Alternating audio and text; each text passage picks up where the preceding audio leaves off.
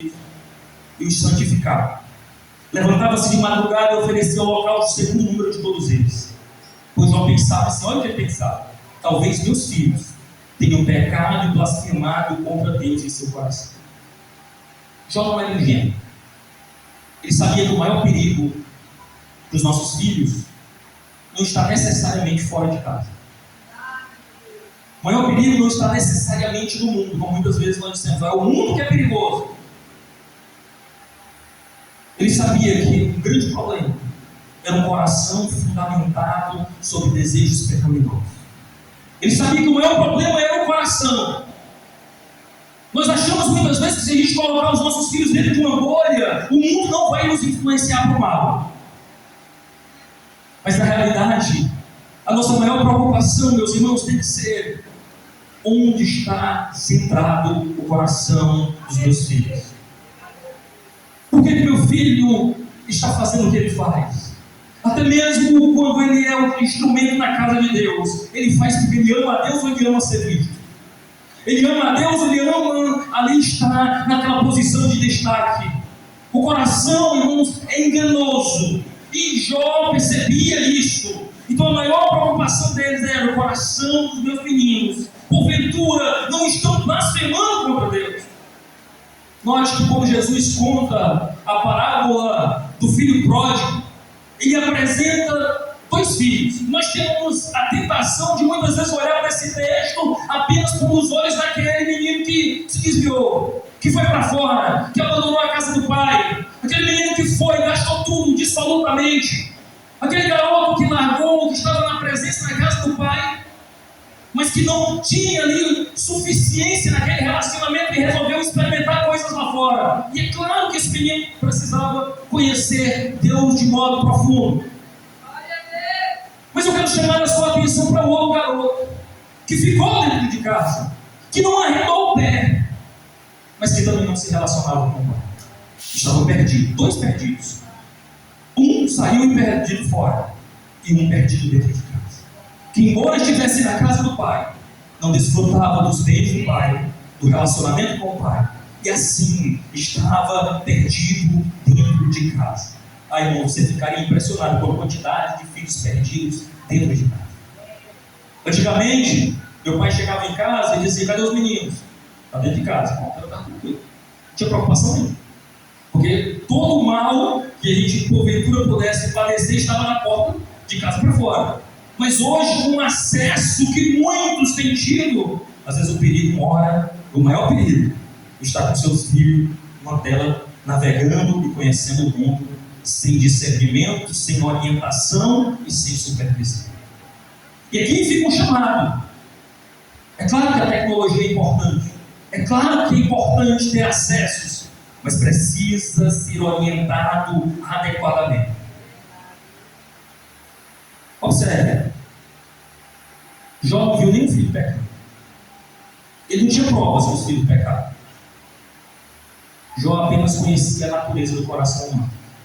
Por isso, ele diz assim: rapaz, vai que esse menino pecou. Vai que o coração dele está desviado de mim, do relacionamento com Deus. Não vou arriscar. Eu já vou me consagrar por esse menino.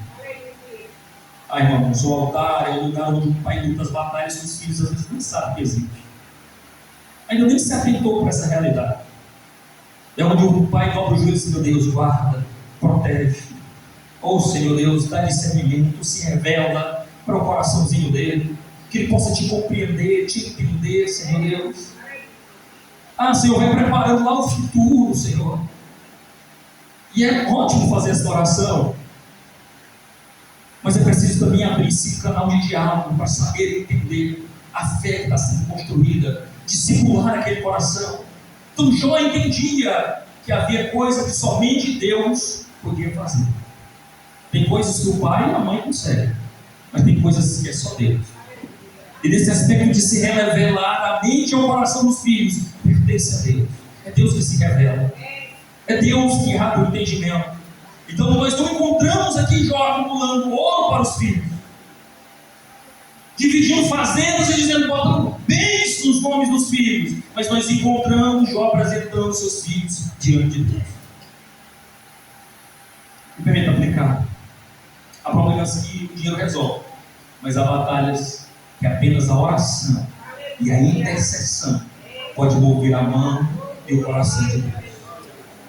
Uma família forte, irmãos, ela não é construída apenas com trabalho, fornecendo bens e aquilo que o seu filho precisa. Ela é construída no altar, santificando-se e se separando para Deus no coração de irmãos. O último ponto que eu quero abordar. O altar, irmãos, ele é mantido pela constância. Note o que o texto diz. Quando encerrava o ciclo, eu já quase para o finalzinho, Jó fazia isso continuamente. Essa frase talvez seja a frase mais importante do texto. Jó não fez isso uma vez. Jó não marcou isso para uma semana de cultura. Jó não marcou isso para uma semana da atividade da igreja. Jó fazia isso dia a dia. Porque os nossos problemas espirituais, o nosso relacionamento com Deus, ele é construído ao longo do tempo. É claro que uma fertilidade Deus pode falar poderosamente, cuidar da tua vida. É claro que Ele pode abrir os teus olhos e gerar em você vida, desejo pelo relacionamento profundo com Ele. É óbvio. Acontece. Mas nós não podemos viver de fertilidade em fertilidade. Nós não podemos viver de evento em evento. Nós não podemos dizer, não, no dia tal, quando a gente fizer os 3 dias de festa, então a minha vida espiritual vai ser resolvida. Não vai. Não vai. Vai se você assumir uma postura constante diante de Deus. Jó nos ensina que altar não era um evento, não era um culto, não era uma festividade que logo passa. Era algo constante nas suas escolhas pessoais, nas suas escolhas diárias. Louvado seja o nome do Senhor. Você acha que ele não ficava com sono? Ele fica, assim como eu e você.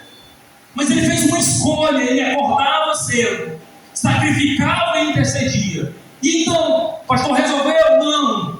Ele fazia isso de novo, de novo, de novo. Nós precisamos ser constantes, irmão. Nós precisamos ter um relacionamento profundo, mas constante com Deus. Não basta nos avivarmos em 3 dias. Nós precisamos chegar na segunda-feira ainda queimando, gerando vida, ativos para o reino de Deus, prontos para ganhar almas para o reino, prontos para influenciar essa geração. Eu tenho dito muito na igreja em que nós cuidamos. Eu quero ver a igreja de segunda-feira, a igreja que foi capacitada e abastecida por Deus no domingo, que se levantou no louvor, que ergueu uma mão, que orou, que foi ministrada profundamente com Deus. Acordar, e ao acordar está pronto. Deus, eu fui equipado, eu fui cheio do teu poder, agora eu vou ganhar almas, eu estou pronto para servir o teu reino e exercer o ministério para o qual o Senhor me chamou. Nós precisamos ser constantes, irmão. O apóstolo Paulo escreveu aos Coríntios, capítulo 15, verso 58, vai dizer: sede, portanto, firmes e constantes. Firmes e constantes, abundantes na obra do Senhor, abundantes no relacionamento com Deus, abundantes naquilo que nós fazemos para Deus. Nós precisamos, irmãos, ser constantes diante de Deus, porque famílias fortes são construídas por fidelidades repetidas, repetidas e repetidas incansavelmente. Levantando altares pela nossa família. Me permita concluir. Quando nós olhamos, irmãos, para esse texto, nós vemos um homem rico, mas o Espírito Santo não destaca a sua riqueza. Nós encontramos um homem influente, mas o Espírito Santo não destaca a sua influência. Nós encontramos um homem que levantava altares pela sua família, e isso o texto bíblico faz questão de registrar e deixar claro. Um homem que assumiu uma postura de fazer um sacrifício diante de Deus. E aqui, eu quero deixar claro, o ponto aqui é que o verdadeiro sacrifício não é apenas um animal colocado sobre o altar, porque nós estamos aqui na antiga aliança.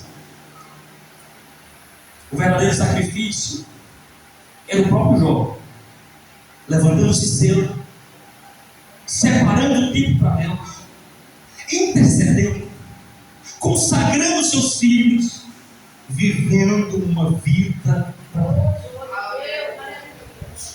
Eu tenho uma enorme preocupação. Eu tenho uma enorme preocupação com a igreja dos nossos dias. E por que isso, pastor?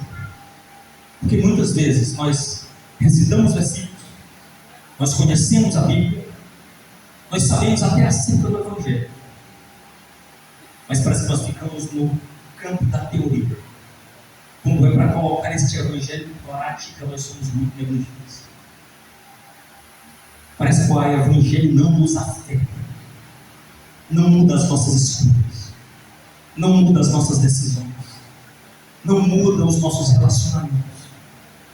Nós fomos chamados, nesta noite você veio aqui, precisa lembrar disso. Nós precisamos de relacionamentos profundos. Jó sabia que precisava sacrificar pela sua família. Você sabe que precisa construir um altar pela sua família. Então qual é a nossa diferença? É que ele foi lá e fez. E nós muitas vezes encontramos desculpas. E o pior de tudo é que essas desculpas são boas. São boas, elas nos convencem. Então, pastor, mas você não sabe o tanto que eu trabalho. Você não sabe, se você vivesse um dia na minha rotina, você não aguentava não. E a gente vai dando essas desculpas. Mas então, olha, você não sabe o que é tarefa de menino. Não, você não tem menino pequeno. Se você tivesse, você não sabe o que é a luta de casa. A questão, irmãos, é que sempre vai haver mais. E nós vamos construir dois tipos de crentes. Aqueles que vão viver todo o tempo mais, e aí a desculpa, e aqueles que vão dar um jeito.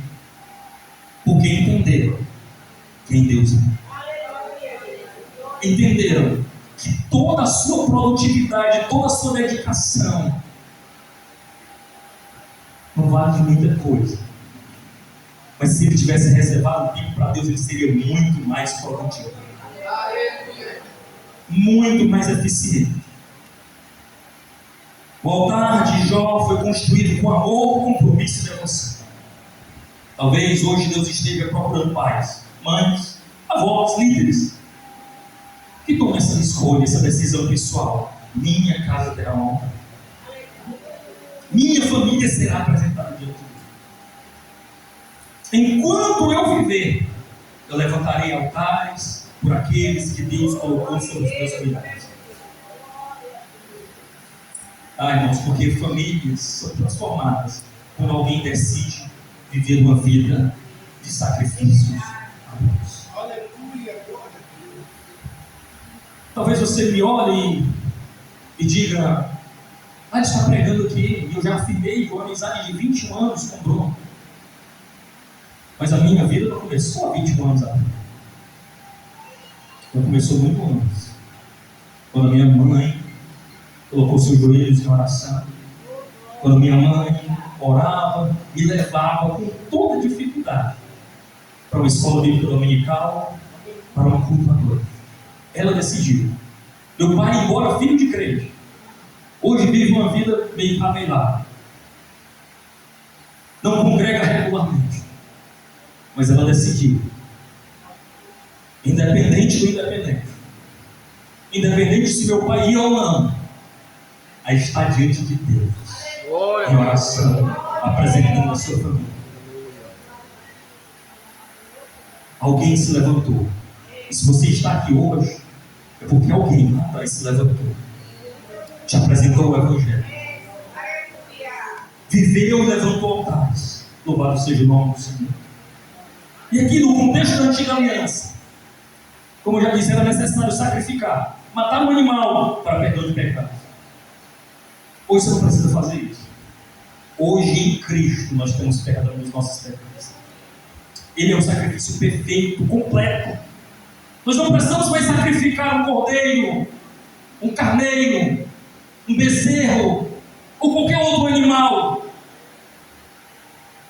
Isso ficou marca da antiga aliança. Hoje o sacrifício não é um sacrifício morto. O sacrifício é a tua vida. Vivo, santo e agradável a Deus. Hoje a oferta é a nossa própria história, a nossa própria vida diante de Deus. Jó era apenas uma sombra que apontava para a realidade perfeita em Cristo. Jó precisava sacrificar repetidamente, derramar sangue de um animal. Mas Cristo é o sacrifício perfeito. Jó intercedia esperando que seus filhos fossem perdoados. Cristo derramou seu sangue, irmãos, para garantir a nossa eterna redenção para aqueles que creem. Tudo isso apontava para esse Cristo perfeito. Jesus é o verdadeiro e definitivo altar. Então o que eu faço? Você está dizendo que eu preciso levantar cedo, arranjar um animal e sacrificar? Não. Eu estou dizendo que você precisa se levantar e se derramar aos pés de Jesus, o Cordeiro de Deus que tira o pecado do mundo. A sua escolha deve ser por um relacionamento profundo com este Cristo que morreu e pagou as nossas dívidas definitivamente para que nós tivéssemos um relacionamento profundo com Ele. Cristo não morreu apenas para você ter bens e viver de uma forma tranquila. Ele morreu porque a nossa condição de pecadores era desesperadora. E se você entende essa realidade, você vai erguer um altar na sua casa, pela sua família, pela sua casa. Jó nos ensina o valor de levantar altares para a nossa família, apresentando uma realidade maior, o próprio Jesus Cristo. Cristo ofereceu a si mesmo por mim e por você. Somente, irmãos, quem foi transformado pelo Evangelho. Escute o que eu estou lhe dizendo. Não é só alguém que veio à frente. Não é só alguém que ergueu a mão. É alguém que foi transformado pelo Evangelho. Que deixou este Evangelho habitar no seu coração. Mudar as suas convicções. Que foi afetado pela palavra de Deus. Ele é capaz de influenciar o seu lar de forma duradoura. Famílias, irmãos, elas não são preservadas por apenas boas intenções, mas por homens e mulheres que vivem diariamente na dependência do Senhor. Não é só o que eu vou fazer, é o que você tem feito. É que nem aquela lista que a gente diz, não, esse ano eu leio a minha Bíblia toda. Esse ano é de capa a capa. Aí quando dá março, já desistiu. Já perdeu ali, sim, já perdi ali, eu vou esperar o próximo ano. Não é sobre projetos. É sobre insistir, se eu vou ler. Eu vou me debruçar. Eu vou me derramar. Eu vou escolher. Louvado seja o nome do Senhor.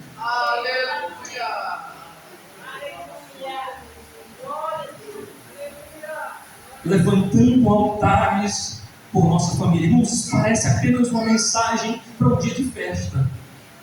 Mas eu queria que você tivesse a consciência da urgência desse chamado. O desespero que é esse chamado de alguém erguer altares na sua casa, pela sua família. Porque sem esse relacionamento, irmãos, a nossa casa está perdida. A nossa família está perdida. Se nós não encontrarmos um jeito de cortar coisas que têm preenchido o nosso tempo, o nosso coração e a nossa vida, e encontrarmos espaço para colocar a Deus como centro dela, nós estaremos perdidos. Esse é um alerta que eu tenho para você esta noite. À luz de tudo que foi pregado aqui, Jesus quer mudar a tua história. Jesus quer mudar os teus interesses. Com a permissão, pastor, se coloque de pé. Aleluia! Aleluia! Deixa eu te dizer uma coisa. Jesus quer mudar o teu coração.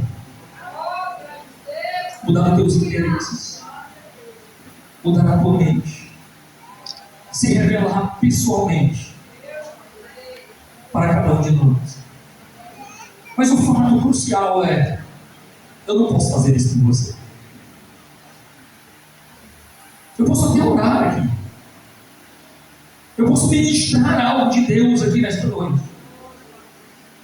mas o fato é: Se você não abrir o seu coração e não fizer um convite pessoal e tomar uma decisão pessoal de dizer: na minha casa vai ter um altar, no meu lar Jesus vai ser glorificado,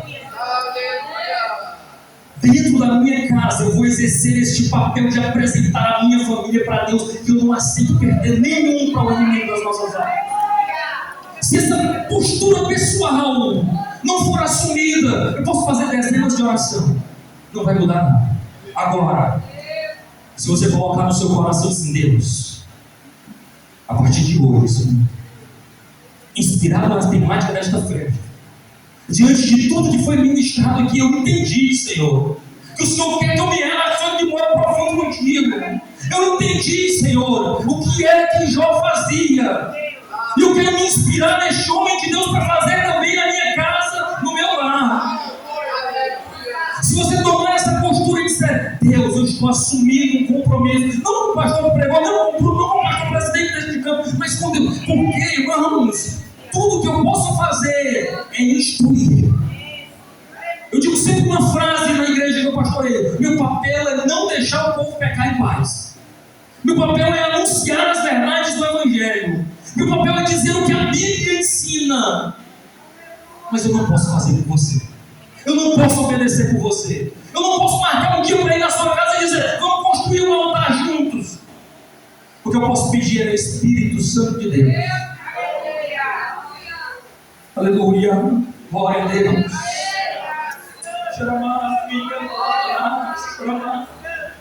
O que eu posso te pedir é Espírito da verdade. Adentra agora em cada mente, em cada coração. Senhor, visita cada família aqui representada, cada marido, cada esposa, cada filho, Senhor, e move os seus corações. Revela-se, Senhor Deus, pessoalmente ao coração de cada um deles, Senhor. E nesta hora, Senhor Deus, faz uma obra completa, Senhor. Tira tudo que é de entulho, tudo aquilo que tem tomado o teu lugar, tudo aquilo que tem tomado a tua presença, tudo aquilo que tem ocupado a centralidade do Senhor na vida dos teus filhos. Arranca, Jesus. E agora, Senhor Deus, ocupa este lugar, quebranta corações, vidas e mentes. Enche do teu Espírito Santo, visita com glória, com poder e com autoridade. E agora, Senhor, traz discernimento espiritual. Chama a atenção, Senhor Deus, para a urgência.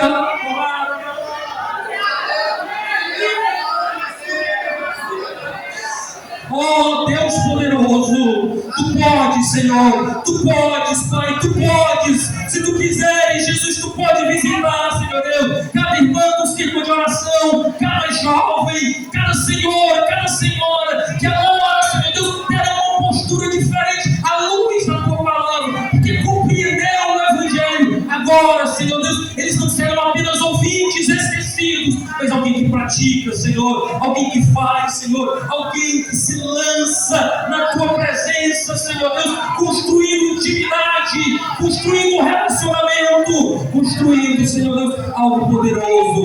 Ó Pai bendito, nesta hora, Senhor Deus, eu apresento esta igreja que faz 27 anos, que neste lugar, Senhor Deus, que neste ambiente, Senhor, os Teus filhos possam ser tocados pelo Teu Espírito. E agora, Pai bendito, saiam daqui, Senhor Deus, conscientes, Pai bendito, conscientes da urgência, Pai querido, de ter um relacionamento profundo contigo, de se lançarem aos Teus pés, porque eles só terão, Senhor Deus, uma família próspera, só terão uma família abençoada, só terão uma família, Senhor Deus, que Te ama, Senhor Deus, se eles se lançarem diante de Ti, e que eles entendam, Pai, que nem o bem, Senhor, que nem um título, Senhor, que nem uma posição social, que nem um espaço de influência, Senhor, é mais importante, Pai bendito, do que se lançar aos Teus pés e ter um altar dentro de casa dedicado ao Senhor, um altar dedicado à centralidade da Tua palavra, um altar dedicado ao relacionamento profundo contigo. Meu Deus, meu Deus, meu Deus, visita a Tua igreja, Desperta cada um de nós. Em nome de Jesus. Em nome de Jesus. Amém. Amém. Amém.